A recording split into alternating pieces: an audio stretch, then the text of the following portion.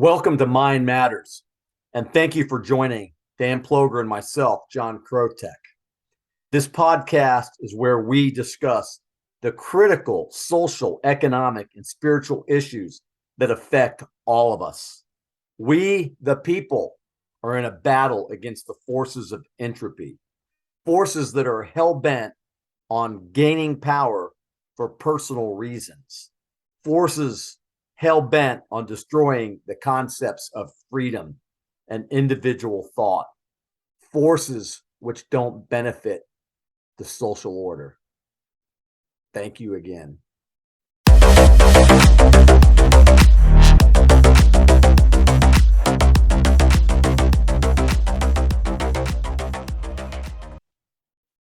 Hey, Dan, how you doing, buddy?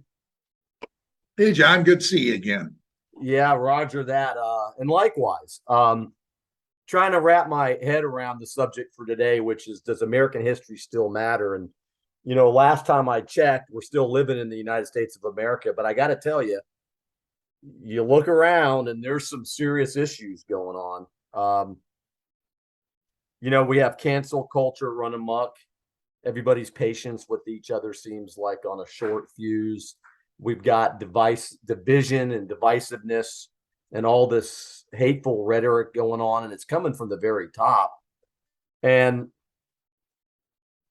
interestingly enough, if you study history, we're going to talk about that. But if you look at history and you understand how it works in the context of intellect and logic and reason, you'll know that the tactics that we're witnessing today in America are the same ones that have been used by repressive governments, repressive organizations, and repressive people for centuries. As a matter of fact, that's why they left the monarchy to come to the new world. Our founding fathers and the earlier patriots, to get away from all of that. And now it seems like we've come full circle. Yes, we have. I can't help but think, that the view of by Ibram Kendi and the view of American history is fraught with missteps, misdeeds, and it's important if those are reported accurately. It's important to know these things, but it's also important to know what we've overcome and how we've developed as a society and how recently we've regressed. So without a good view of history, you don't see that regression. But I'm reminded of, imagine somebody were to write a book about your childhood and adolescence and eventual maturity. Imagine what would, if they selected all of the bad stuff in your history and presented that in a half-hour documentary. It'd be a pretty bleak picture of yourself. When you look at that, you ignore the progress that's been made. And I think it's critical. It's critical to our culture. It's critical to our history. And the idea that slavery, the word slaves, was even in the Constitution, and now it's abhorrent, and it's abhorrent to everybody. Nobody thinks slavery is a good idea, and but this is the worldview that or the world believes in this, and it's important to know, to gain perspective. That's what history teaches you, I think, is context and perspective. Yeah, I'm glad you mentioned the Constitution. And, when you look at the Declaration of Independence, in its entirety, it was actually a Declaration of Independence against tyranny. And these framers of that document understood full well the differences between the collective in a negative sense and the individual rights that are given by God, and then the rights that are that governments think they give. And they came up with this Bill of Rights.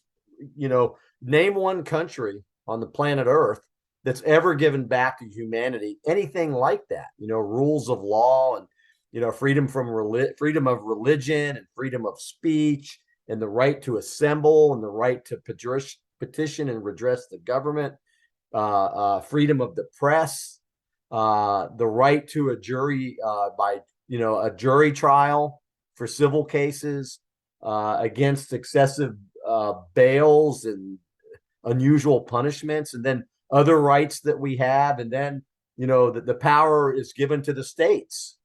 All of those things that are in that document, that Constitution, that Bill of Rights, well, the Constitution with its amendments, you're right, Dan. We've changed. We've made changes to it. We've become better. And now, within a matter of probably 2 or 3 decades, it's probably the biggest regression in government ever, next to Nazi Germany and Soviet Russia, and the Chinese communist takeover. We can compare some of the things that happened during those historical events to what's going on right now. Yeah, kind of interesting, isn't it? Yeah, it is. And again, I think that you and I probably had a better education historically uh, than most kids today, from what I can tell, because there's the good things are overlooked, and the focus of the United States of America has has always been uniquely on the individual, and the idea that government doesn't grant your rights, God grants your rights, was an innovative and enlightening and insightful realization, and that's the foundation of who we are. And have we made mistakes? We sure have. But look at what we've accomplished. The whole world looks to us for progress. The whole world looks to us for innovation. And it's because of this focus on the individual that enables innovation. Anybody can come up with a good idea and increase their status and their position in the world immensely. They're the ones that determine that, and not a government that decides that, well, yes, you're very good in chemistry and math, but we really need a machine operator here. So you're going to be a machine operator.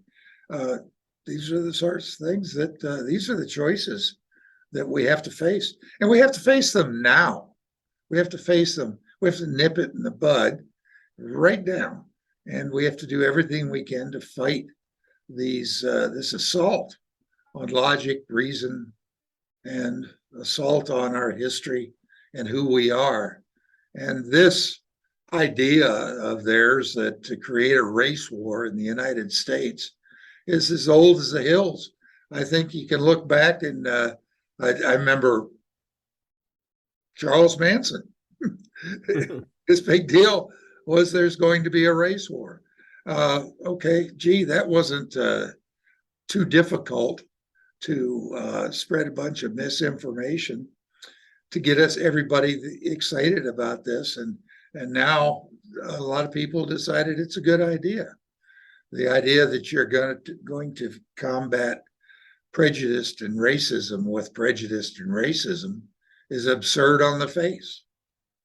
Yeah, I couldn't agree with you more. And gosh, I can remember a couple administrations ago when you started to have a lot of these cop shootings, something I had never really seen at the levels we were seeing them. And I remember saying to my wife, something's doesn't feel right with this. It seems like we're going backwards with race relations. And a buddy of mine,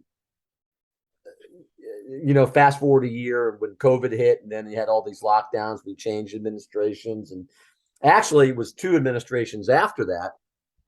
And a buddy says, you got to pick up this book written in 1958 by Manning Johnson. And he had been a member of the American Communist Party for a decade, an African American man. And he wrote this book, Color, Communism, and Common Sense. You just mentioned critical thinking. And everything that he wrote in that book, we witnessed that entire year of 2020 with all of the race uprisings, but that he learned, he disavowed the communists and came back to the freedom side and said that they were going to use race as a wedge in America to destroy us from within. And I saw this morning, or yesterday or a couple days ago, where Justin Bieber's wife, I think her name is Haley Bieber, was attacked for the color of her lipstick. The color of her lipstick was deemed racist. She didn't invent the color, she put it on. And who in the world invokes that kind of division, the color of lipstick? So I'll get back to, everything is about division. And it's for those that are open-minded and willing to be honest and use some logic and reason, you can see right away what's going on. All of this is about power and control. And there's people behind the scenes pulling the levers and spending the money to create this division between the American citizens to destroy our culture and our country, so we become beholden to the state. It's pathetic, and it's sad. I saw a quote the other day. I think he was an economist, but he said a craving for control beats in the hearts, the collective heart of mankind. A craving for control, this craving for power, these people with collective ideologies. It's a craving. And right now it seems to be global, and it's a craving gone amok. And it's not just in America, but America, because we are the guiding light. If America fails, and I truly believe this, Dan, at my very core, if America fails, there's no hope for any man or woman on this planet to have any sense of freedom. Well, we're the only country that I'm aware of that has a constitution that honors the individual in the same way that we do. And this is the assault. The assault is on the individual, that the collective mind has more power and more benefits than does the individual mind. And this is just collectivism. This is socialism. This is Marxism. It's all there. I mean, if you have read American history, you understand that what we're seeing in all this wokeness is an assault on the American culture and the American system. Blatantly, you're just being fed bad information upon bad information. And the corporations that control the media are the ones that are a few individuals in this world that are dictating that we should turn a blind eye to reality and turn a blind eye to what's happening. Look at the Supreme Court justice. I can't, their name escapes me right now, but who wouldn't say she could not define a woman? I mean, wow. This is somebody that's being put up as an intellectual mind that's capable of reasoning through very complex situations and determining whether a law that was passed by Congress is constitutional or not constitutional. And we're relying on these people, and she cannot define what a woman is. Yeah. I mean, I'm not a geneticist, I'm not a doctor, I'm not a scientist, but I know that there's two sets of chromosomes, right? There's one for a female, that's the childbearing human being, and then there's one for the male. And last time I checked, and I learned this probably in the 10th grade science class or biology, that the female, what is a woman? The female is two X chromosomes. That's it. And I'm not trying to get into the Supreme Court, but I can certainly answer that question. And it begs, I mean, what's going on here? Well, we know what's going on. You just spelled it out. But, this didn't just start a couple administrations ago. I think it's been going on for a while. Even back in the 1930s, people were complaining about collective thought, and Stuart Chase. Anyhow, there's a stack of books on this image behind me. And I always say books are, the gateway to higher consciousness, to intelligence. And you don't have to believe everything you read, but it's a good foundation to have. So I'm reading about these industrialists who wanted to create an economic order in America. This back in the 30s, of consumers. And they knew that some of the things that they were going to have to do would result in hardships for people. And there's a quote that I have here, 1930s. I'm not seriously alarmed by the sufferings of the creditor class, which was basically the middle class. The restriction on certain kinds of freedom, which must result in a better economic order, is worth a little bloodshed. Now, that's a banker economist basically saying that we're going to create this new regime and this third way, and that there was going to be changes that were going to make people suffer, but that it was part of it, and bloodshed's okay, violence. He went on to say that these changes would have to be installed by a firing squad if necessary. He believed that non-conforming individualism was a cancer to a scientific economy where investors only existed to serve the nation and citizens only existed to serve the corporations, consumers. That's the 1930s. Yeah. And so here we are. Fast forward almost 100 years later, and some of these things, not some, a lot of these things are coming to fruition. And we better take care of it now, Dan, like you said a few minutes ago, because if we don't take care of it now, it's only going to get worse. And the world that now, with as challenging as it is going to get much worse. And the freedoms that you enjoy in America today are probably going to be non-existent on many different levels. So American history and history in general does matter. It's a blueprint for what has happened in the past. And it's a blueprint for what we probably need to do for the future. And it's about lessons that can be learned. If we allow this cancel culture and this communist socialist order, globalist, for all intents and purposes, become successful, your rights and those Bill of Rights and that Declaration of Independence and that United States Constitution means absolutely nothing, which means your life means nothing to the state. And we've seen it time and time again. Stalin killed 30 million people.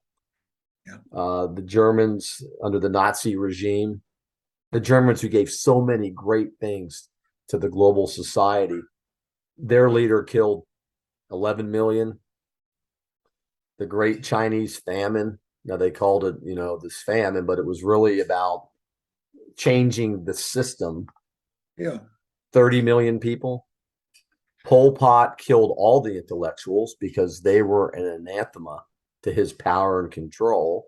And that's what this is about. Usurp American history, cancel it because we want more power and control. Yes, and the justification, there I guess there are people who look at the Constitution as our rule book. That's the rules by which we will all live. And that is agreed upon as American citizens. And what we're seeing is an assault on the Constitution, an assault on reasoning. And what evolves is the concept of a living Constitution, that therefore it's malleable. And there are things that we can interpret the Constitution based on today's context and today's views, and they are different. So therefore, the Constitution, a living Constitution, is no Constitution. So that again is for if you haven't read the Constitution, the Declaration of Independence, I suggest every American take the time to do that, and every immigrant and the illegal immigrant take the time to read that and understand what it says. If we had such a miserable way of life in this country, we wouldn't see 2 million people trying to come in from other nations. Some are coming in for bad purposes, sleeper cells and those types of things that will activate someday. But some are just really people, say from Venezuela, that are escaping from a socialist, tyrannical, collective society to where they can go, and for the first time in their lives in the United States, the amount of income they earn, the amount of money, is dependent solely on their willingness and ability and to work hard. This was an amazing freedom. When I founded my company, that was the first time. It was 1990, and I was 45 years old. I get 44 years old. But it was the first time. I'd worked for corporations, everything before that. And it was the first time in my life that I realized that the harder I worked, the more successful I can become. And there was a direct causal link. And this was wow, what a realization. It took me till I was 44 years old, AOC, to even realize or see or recognize the power of the American system and free capitalism. And the capitalist system just merely says, let's leave. We have faith that the forces of nature will act in a good manner, and we will follow the marketplace. The marketplace will dictate what invention should be made, what will be rewarded, what activities will lead to success. These are amazing and wonderful things that we have in this country. And I think that, of course, the Democrats, with their open border policy, the attempt is to dilute American culture and to somehow paint and make white people ashamed of their heritage. And yeah, I'm no more ashamed of my heritage than anybody else. And by the way, what my grandfather and great grandfather did have absolutely no impact on me whatsoever. And just so happens my great grandparents were not slave owners. They were people in Europe trying to escape Nazism and the Judaic philosophies, and they escaped to freedom. And this is why I'm a free human being. And somebody who was born in Russia or China are not free. They don't have these freedoms. And the concept is God-given rights versus government-given rights. And if you think that government-given rights is a better idea than God-given rights, then good luck. Yeah, you've raised some interesting points. I also came out of the corporate world. I was very fortunate to go away to college. It was a lot less expensive when I went. That's because they mismanaged things. But I'm not going to go there. But anyhow, I was very fortunate to get a college degree and fortunate to come out of the corporate world like you did, Dan. And my wife and I, we ran our small business for 23 years. And you're right. The harder I worked, the more I made. And I was reading an article the other day. It's astounding how many Politicians, especially at the federal level, have never even owned a business. They have no idea what a business, we did all the ordering, we did all the market research, we did all the merchandising, we did all the customer relations, all the hiring, all the firing, all the training. We took all the risks, and we were very successful because of the sweat of our brow and to be able to operate in a system that appreciated the freedoms of others. So that was, that's a point that you raised. But, and then we talk about slaves. The word slave itself is derived from the word Slavic. My great grandparents came to America to escape the persecution from the Serbs and the Turks. But if you go way back, and I mean way back, my ancestors for over 900 years were enslaved by people from the Middle East, the Slavic people from Croatia and Yugoslavia area, and also by the Africans. A lot of my ancestors were sold to Africans and Persians, and not just for 400 years. I mean, heaven forbid you're a slave for 1 minute. It's horrific, but nobody wants to talk about white slavery.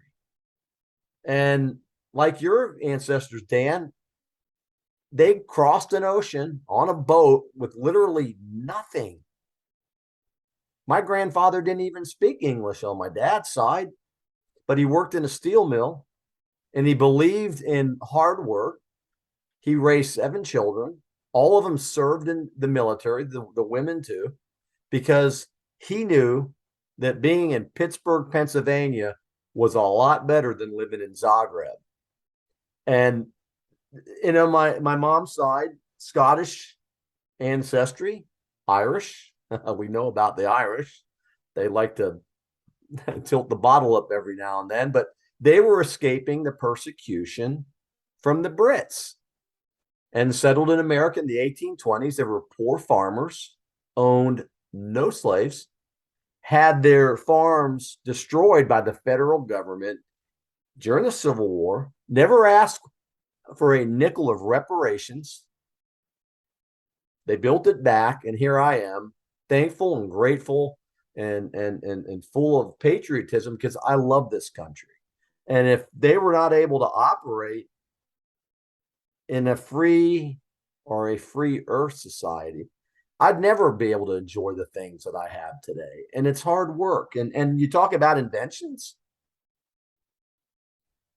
denim, take denim, blue jeans. It's what they make. It's what they make jeans out of. Right. I think blue jeans, an American invention, by the way, is found in just about every country around the world. Sure. Levi's and Lee. And I mean, there must be, 25, 30, 40, 100 different denim companies. But if the person who Levi Strauss, those boys didn't get together, they would have never been able to create that product, which everybody in the world makes or wears. I'm sorry. And that's become a symbol of American culture. Blue jeans, they're worn everywhere now. Coca-Cola. Look at, I mean, the McDonald's, my God, these are more than just big corporate success stories. They're also a response to a market that was hungry for these things. So what's wrong with that? There's nothing wrong with that. There is nothing. You're right. I agree with you. And innovation comes from creative and critical thinkers. It comes from people who know their histories, people who appreciate their histories, people who don't try to cancel others, people who allow for the beliefs and the ideas of others to seep into the conversation. This whole demonization of those who don't agree with ideology is the cancer. The cancer is not the individual. The cancer is the collective. There are times to be collective, if you're on a mission to survive, but in reality, unless we're allowed to express and live out our God-given freedoms and rights, then what's the purpose of living? for the man, for the people at the top. Yes. Who are you serving, as Bob Dylan said? You got to Love serve. that guy, man. Love that guy. And interestingly enough, still got to serve somebody. Remember that? Remember that song? Yep. Yeah, think about it. We're not going to go into lyrics today, but that's where we're at. So, the question is, does American history still matter? You're damn right it matters. And if you don't think it matters and you don't like the way America's being run, then by all means, please, you have the freedom, you have that right to live in China. You have well, no, they might not let you in because most countries have borders. No, you have to be Han Chinese or they won't let you emigrate. Yeah, I mean, come on, let's get real. That's a whole other episode, but the borders. But yes, American history does matter. The Constitution matters. The Declaration of Independence matters. The Bill of Rights matters. You matter as an individual. And quit trying to destroy our country. We know what's going on. We're not that stupid. We can still read. Gosh, look at these books behind me.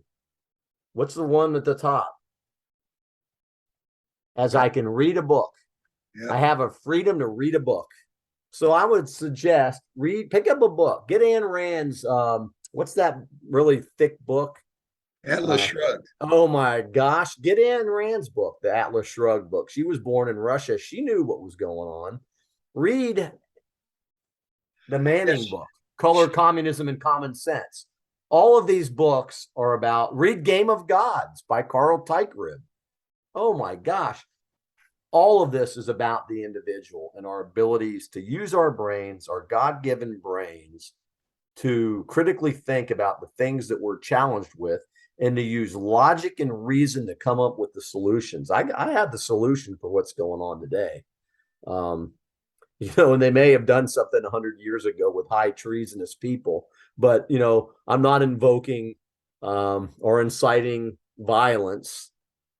Although there is a quote from Thomas Jefferson, and we won't go there, but final thoughts, Dan, on what we need to do in the state that we're in now in America. What do we need to do? I think you nailed it on the head when you said critical thinking. And critical thinking, the foundation of it is observation, and observation. That's where there are difficulties, because two people could look at one thing and come up with two different conclusions. But this is the beauty of humanity, that we have these. This is the value, if you will, of diversity, but diversity of thought. And asking people to align with an ideology is the opposite of diversity. It's conformism. Isn't it amazing how they cloak a lot of things? It sounds good on the outside. It's kind of like, painting mold with white paint, right? You don't treat it. You don't prime it. You just paint it over, right? Like this. That's another show. Diversity, inclusion, and what's the other one? Equity. Oh my gosh. Come on. Sounds good. But in reality, but you got the politically correct order wrong. If you say diversity, there's two ways to spell that. There's DEI, which is what you see in the newspapers, or DIE, which they're careful not to make that mistake. Yeah, and that's the whole thing. So I say, read as many history books as you can. And as my drill sergeant used to tell me, stay alert, stay alive. American history still matters, and it's worth fighting for. Thanks, Dan. Thank you, John. Thank you for joining us on another episode of Mind Matters. Use your critical thinking. Use logic and reason. Make your own determinations on the critical issues. Stay alert. Stay alive.